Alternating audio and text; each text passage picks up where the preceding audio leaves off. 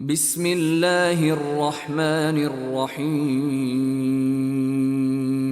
كل من عليها فان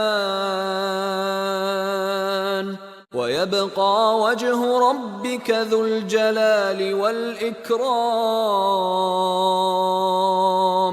فبأي آلاء ربكما تكذبان يسأله من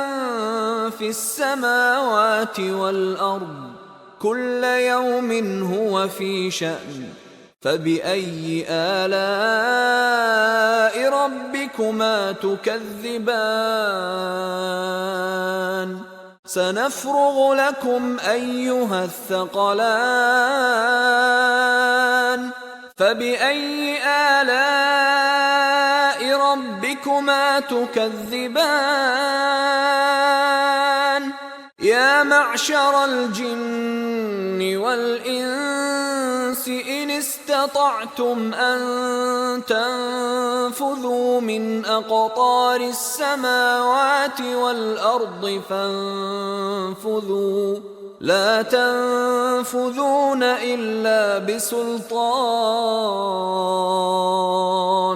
فبأي آلاء ربكما تكذبان يرسل عليكما شواظ من نار ونحاس فلا تنتصران فبأي آلاء ربكما تكذبان فإذا انشقت السماء فكانت وردة كالدهان فبأي آلاء ربكما تكذبان فيومئذ لا يسأل عن ذنبه إنس ولا جان فبأي آلاء ربكما تكذبان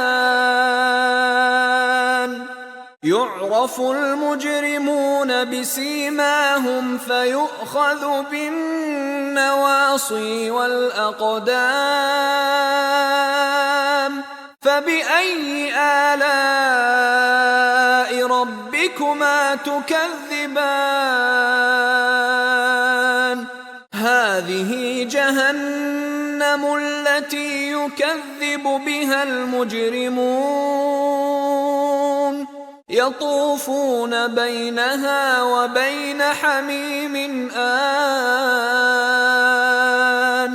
فبأي آلاء ربكما تكذبان ولمن خاف مقام ربه جنتان فبأي آلاء ربكما تكذبان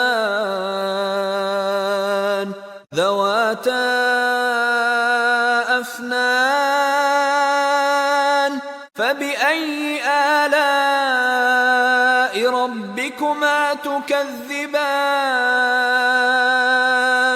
فيهما عينان تجريان